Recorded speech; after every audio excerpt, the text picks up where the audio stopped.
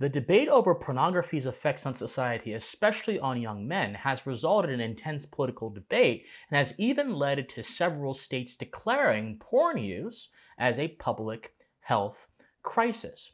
But beneath all of these different contentions, including some people who believe that porn ought to be banned or restricted and states passing laws to ban or restrict porn, there is a fundamental issue of the heart, a fundamental issue of moral formation, and a fundamental issue of desire that actually inform and influence people to use porn in the first place. And those issues go unexamined, they go unanalyzed, and they go ignored amid these contentious debates. And if we're going to talk about this issue in a substantive way, and most importantly, if we're going to actually get a solution to this problem, we cannot begin with the political question. We must begin with the moral question. And the moral question must be treated with seriousness, not with zealotry, not with unbridled passion, and not with anguish. And so in this video, my friends, we're going to evaluate the moral question, the moral source of porn use, and I'm going to explain how cultivating a strong culture within the heart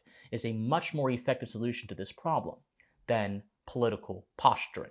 But before we examine this problem, my friends, I hope all of you are doing well. I am Christian Watt. Thank you so much for being here. You're watching Pensive Politics. This is a civic conservative project, philosophical project geared at the restoration of the inherent philosophical character of the American founding. I appreciate all of you being here. Like, share, comment, subscribe, do whatever you can to ensure this is successful. Thank you guys so much. And now please enjoy the video. So, as I mentioned, the porn debate is perhaps one of the most reoccurring and one of the most intensely heated debates within our current political landscape for many reasons, but beyond all is because porn is actually a pre-political problem, and people of all political persuasions, of all religious persuasions, of all sexual orientation persuasions struggle with this single issue.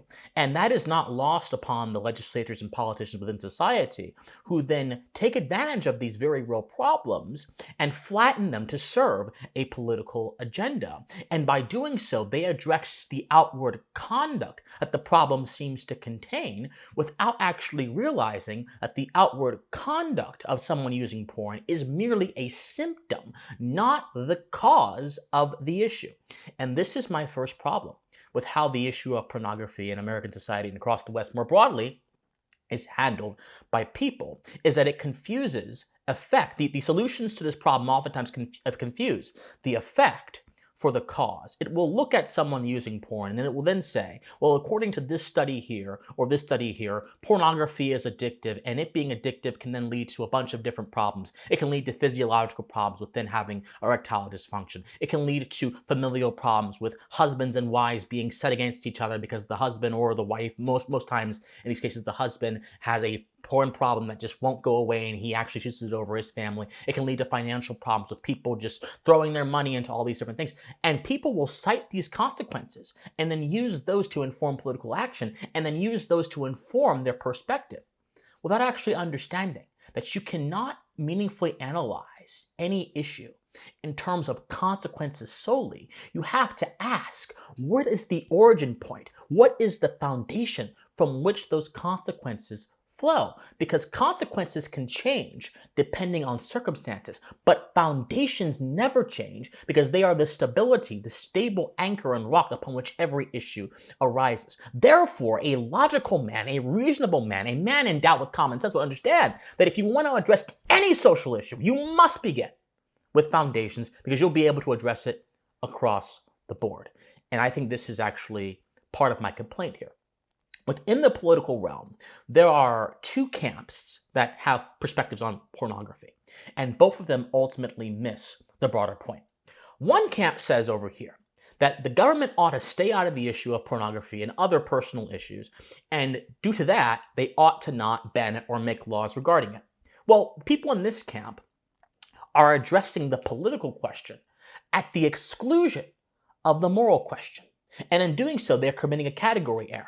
Because porn, as I mentioned, is a pre-political problem. It's a problem of moral formation, a problem of the heart, a problem of desire, which I'll explore in a second. It is not fundamentally a political problem. But when you treat it and flatten it as a political problem, you surely address the political question, sure, but the actual issue goes unaddressed. Then there is the other camp, the sort of puritanical camp, the sort of camp of people that believe that porn use is unvirtuous and it's evil and it's wrong due to all these different things, whether it be for their own religious reasons, whether it be for their own analysis of social consequences, and therefore it ought to be punished by the force of arms. Well, the problem with this camp is that it actually flattens the moral problem by considering the moral problem and the political problem on the same plane without actually recognizing that the moral problem flows from a different origin point, a different sphere of society, a different sphere of human nature than the political problem flows from. So again, they have an even more egregious error. Because whereas those that simply address the political problem are not addressing the issue entirely, but they are addressing one part of the issue, those that address the political problem and the moral problem and they combine them together are confusing the remedy for the issue and in fact attempting to instill virtue by force of arms. And if this is really an issue of virtue, which probably it is, but if this is really an issue of virtue, virtue does not flow from the barrel of a gun. Virtue does not flow from the edict of the legislator. In fact, if it did, it would mean nothing because it would change depending on the whims of power. It would change depending on the whims of those who are in authority, wish to keep authority, because power, one of the things about power that is so significant is that power perpetuates itself. It does not necessarily seek inherently to perpetuate moral norms unless it is anchored and limited into moral norms by a well-informed citizenry, a citizenry whose culture of the heart and mind are formed well, and then is able to then enact upon power the correct issue. But independent of that, power does not have an inherent moral interest, because it is actually corrosive to them. So to attempt to confuse this issue and make it an issue of power is again to miss the problem. And therefore, to ban pornography is also to confuse the two different natures of the problem and flatten it and not fix the issue. My friends, porn use is not, as I mentioned, a political question primarily. It is actually a question of the heart, and fundamentally, it is a question of desire. And in order to understand why people use porn, and by the way, I'm going to be vulnerable here, okay? Look, I'm a young man. I'm 25 years old. I have used porn more times. I can't believe I'm saying this in front of the camera. But it's okay because what happens here with this debate is that secrecy and ignorance are the greatest enemy to a solution. Not Puritanism, not laissez-faireism, not porn use, not addiction. Secrecy and ignorance are the greatest enemies to a solution.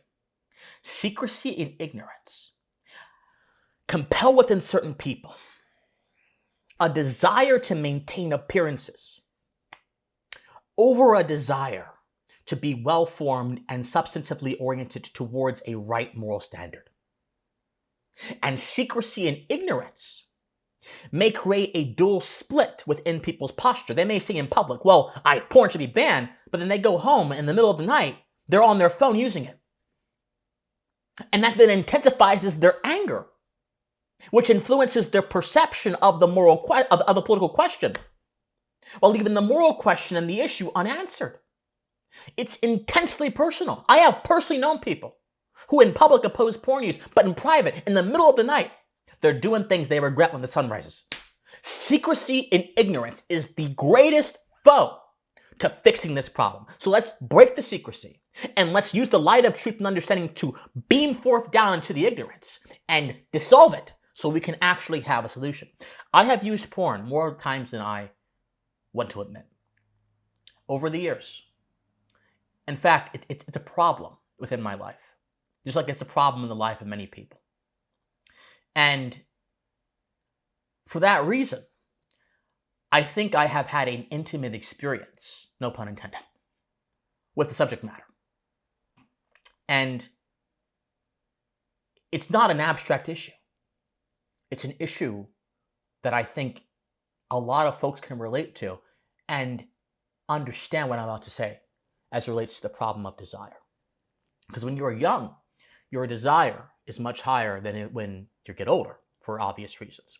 So, as I mentioned, porn use is primarily an issue of desire. And the intensity of desire, if we're going to, let's excavate in the civic, let's excavate in the ways of desire in the civic and how it impacts our society. Because within society, within civilization, there is a tripartite, a three-part distinction. There's the moral, there's the civic, there's the political.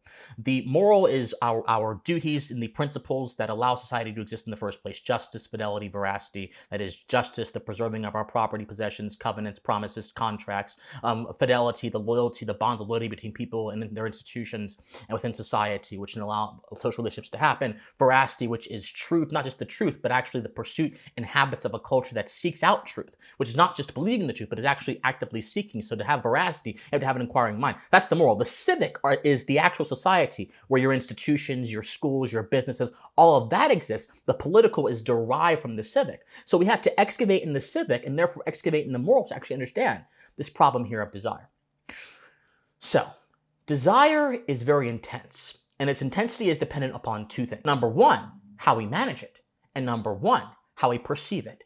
If we manage it by ignoring it or by flattening it under a political standard, we are not able to address it effectively. If we manage it by trying to change our perception solely, we may convince ourselves into an illusion that takes us away from the right and proper course of action. To address addiction without addressing desire is inherently erroneous, and to address desire without addressing the other affections within our heart, within our passions that keep it in check, and the culture those affections play out in, is to misunderstand the nature of human problems. Therefore, we have to have an understanding of human nature before we can actually address the issue of addiction, whether it be porn addiction, whether it be alcoholism, whether it be food addiction, whether it be sex addiction. No matter what it is, no matter what the vice is, it's inherently a human problem that must be understood in the context of human nature. And the law of opposing opposites tells us that no affection and no passion operates in a vacuum. No affection and no passion operates by itself. We don't merely have desire, we also have restraint. We don't merely have virtue, we also have duty. We don't merely have duty, we also have leisure. These things operate on each other and they keep each other regulated according to proportion and order, rank and order, so that none of them go off kilter. But if one of these principles were to go off kilter, it would flatten our nature and put us in the posture of acting in a way that is opposed to the complexity of human behavior, that is opposed to a richly informed imagination, that is opposed to a richly informed sense of taste, and instead treats us more like a robot or a tool than it is a means within an end within ourselves, and rather than a means to an end. So, for example, someone who is solely concerned with duty and not with leisure is someone who has no limitations on how much they work and how much they perform outwardly. They neglect themselves inwardly, and that can lead to a kind of collapse. That can lead to a kind of burnout. Someone who is concerned with compassion without having a sense of proportion is someone who will stretch themselves so thin that their resources, their time, and their energy will be devoted to somebody else always, without being devoted to those who are inherently around them or themselves. Therefore, how can a sinking ship save anyone? So proportion and order is the only way we can understand the complex system of passion and desire that moves us as human beings. And that is how we understand desire. Desire does not exist in the vacuum itself. Desire, what is the source of desire? The source of desire is the heart. The heart is the seat of our affections, our passions, our approval and disapproval, a kind of moral sense. It's from where our conscience come. It's where our sense of right and wrong begins. It doesn't stay there, but it begins in the heart and it goes up towards our mind. And the mind is the seat of our thinking. It's the seat of our contemplation, our inquiry, our understanding. And when the heart and the mind are at war with each other, you get a kind of man that is in constant tension. But when the heart and the mind work together, you get a rightly ordered, well-ordered man who can then have a good character inside and can then have sound conduct outside. What happens on the inside, the interior world of man, affects his outer world. So when people say, well, Christian, it's the porn that's the problem, I say no, it's the interior world that's the problem. It's the unformed and malformed world that's the problem. It's the unformed and malformed character that's the problem, because that inherently influences the actions. And oftentimes, it's not the mind that is in disease, because the mind, I think, is much more easier to maintain. And the heart, because people find it much more easier to deal with thoughts and to deal with rational inquiry and things like that, things that are just that are separate from them. They do find it easier to deal with issues of emotion and passion and the heart. So oftentimes it is the heart. What did Don Henley say in his song New York Minute, which is a great song? He said, "What the mind makes cloudy, the heart makes very clear." That's basically saying even before you think, there is a sense within you that allows you to understand what's going on. But when that is distorted with malformed character and desire, the heart becomes corrupted, and our actions don't have a strong standard to latch onto. And that's the tyranny of desire. Desire takes over us. There are two kinds of desire, my friends. There is well-formed desire, and there is dead-end desire. Well-formed desire is a desire, something that you want and you pursue that actually has a creative result at the end of it. I want to have a career where I can serve people in the community and I can build a better life for myself. That's welcome to desire. I want to go to the gym and work out, not to impress women, not to impress men, whatever you're into, not to impress my father or my mother, because you don't live for your parents. You don't live for you. Ultimately, you have a duty to yourself before you have a duty towards others. You're not selfish in the sense that some people would say it, but you have to have a strong foundation before you can work and build off of it. But you do it because you want to have a healthy life and you want to have a long life. That's welcome desire. Dead end desire is what happens when you watch porn and you use porn. Because after you're done with the moment of release. So porn engages you in a particular moment. And it gets you into a place where you have all this pent-up passion and aggression and energy. But when you're at the point of release, when you're finished watching the porn, when you've done your business, not to be too vulgar here, some of my older viewers, not trying to be too vulgar here, but you guys understand more than anyone else. What happens? There's no creative element to it. There is no formation at the end of it. It simply is an unproductive use of your desire. It's inherently locked within the system that can create and perpetuate nothing and only feed moments. It binds you to moments at the cost of at the significant cost of forming you for legacies, forming you for long periods of time. And so porn is an example of dead-end desire. And by the way, there are other forms of dead-end desire. There is overeating. Overeating doesn't fill your body with sustenance. It actually destroys the parts of your body that actually keep you sustained. Using drugs. Drugs, some people say, well, drugs make you more creative. No, drugs, they may make you feel more creative, but ultimately, they simply give you a temporary high that does not sustain into a long-term, well-built character or well-built conduct. So on and so forth. And so how do we address desire? We don't address desire through political governance because the arms and force of man are informed by the moral. They do not inform the moral.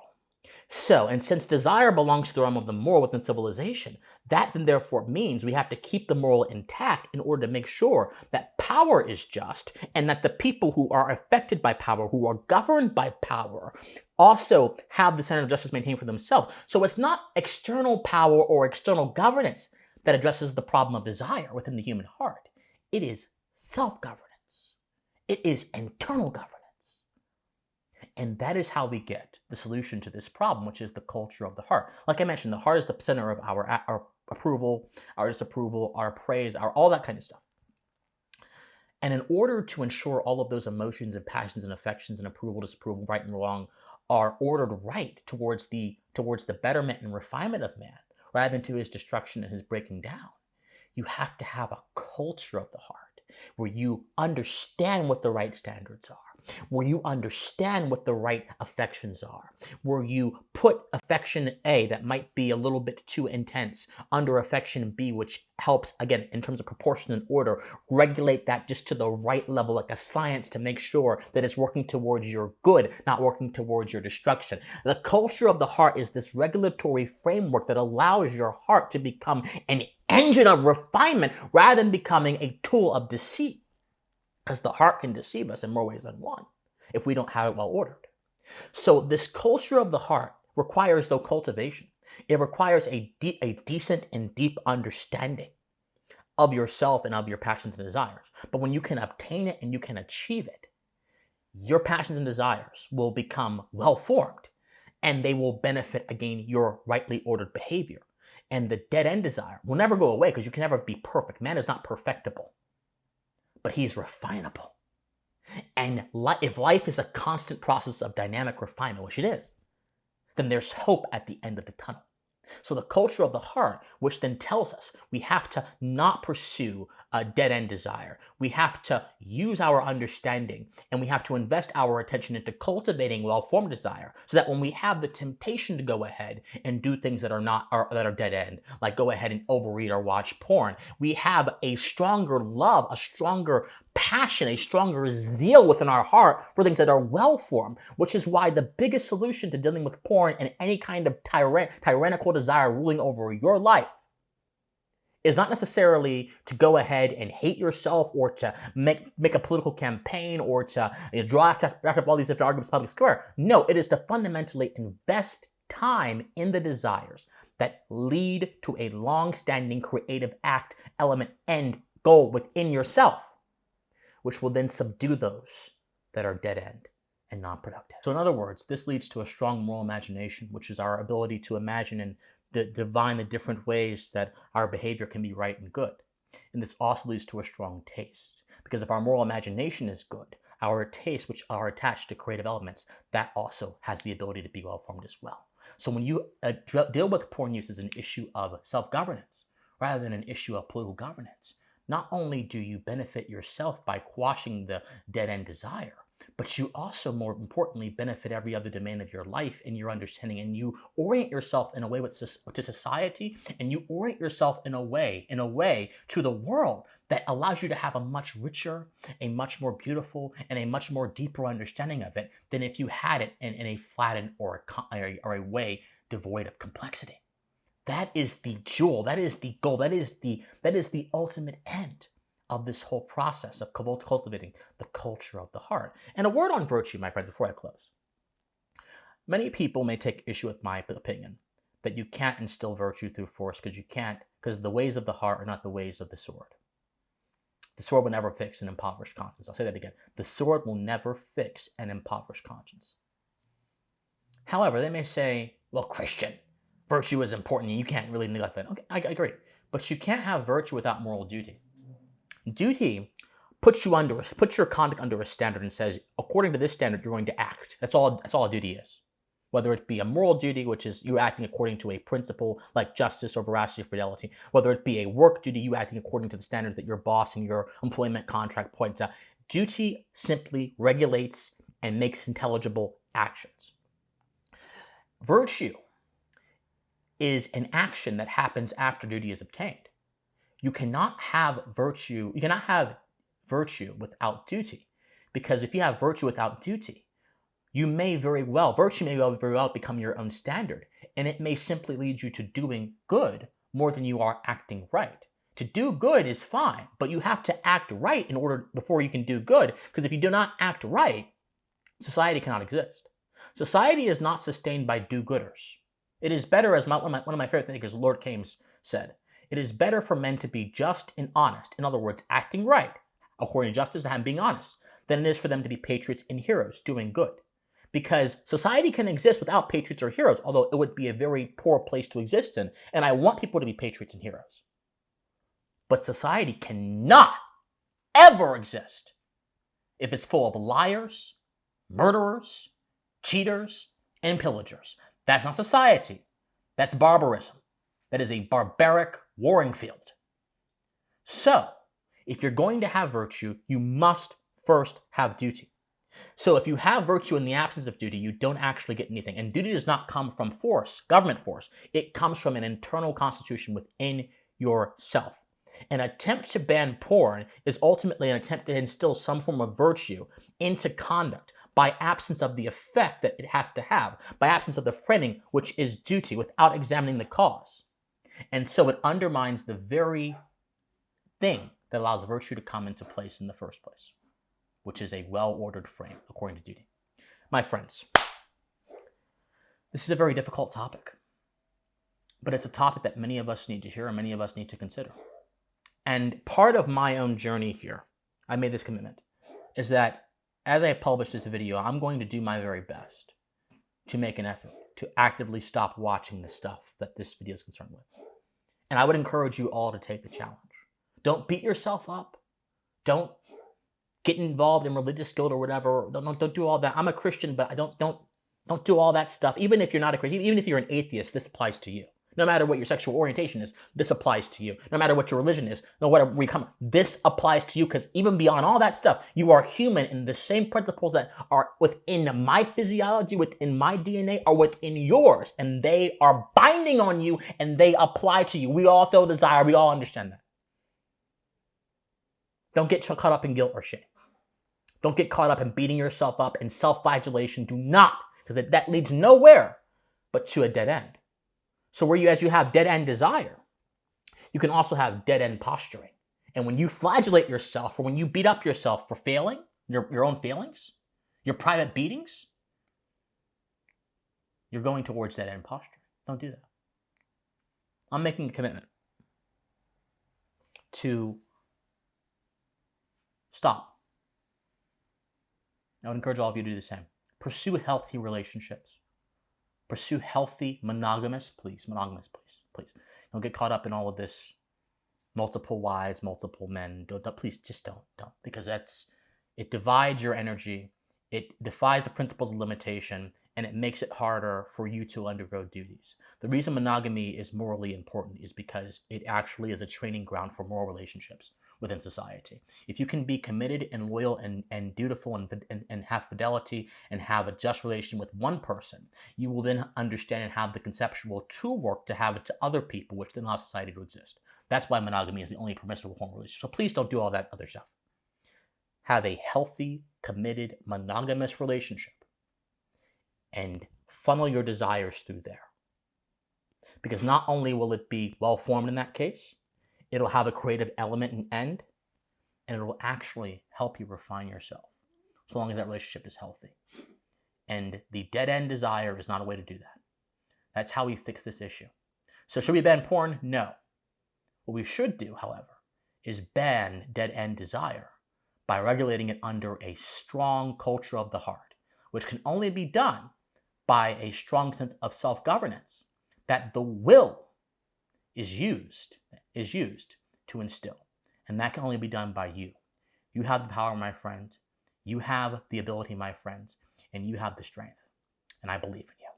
Thank you guys so much for watching this video. If you enjoyed this video and you enjoyed the message I talked about, please join the Pensive cohort. It is my collection of young thinkers who are studying the philosophies that help bring about the United States and who are going to engage in a sort of civic conservative revivalist project of this country. Join our Discord to join that Pensive cohort. And of course, I would encourage all of you to like, share, comment, subscribe, donate to me if you can. It'll really help me bring you more content. But if you just want to talk to me in the community, join Discord as well. I appreciate it so much.